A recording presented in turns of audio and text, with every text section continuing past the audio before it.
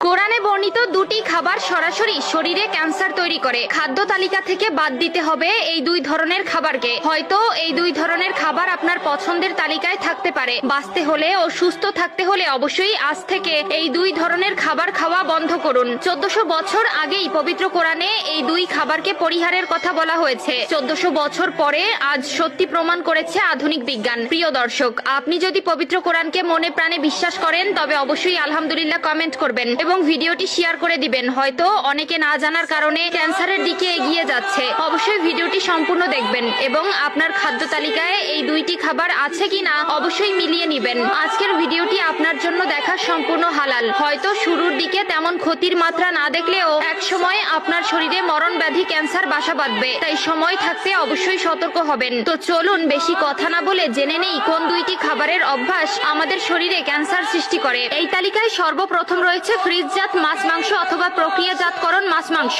প্রিয় দর্শক, রান্না করে বেশি দিন ফ্রিজে তরকারি রেখে সেই তরকারি গরম করে কখনো খাবেন না। হয়তো শুরুতে তেমন কোনো প্রভাব না পড়লেও এই অভ্যাস একসময় আপনার শরীরে ক্যান্সার সৃষ্টি করবে। শুধু তাই নয়, প্রক্রিয়াজাতকরণ মাংস থেকেও ক্যান্সারের সম্ভাবনা রয়েছে।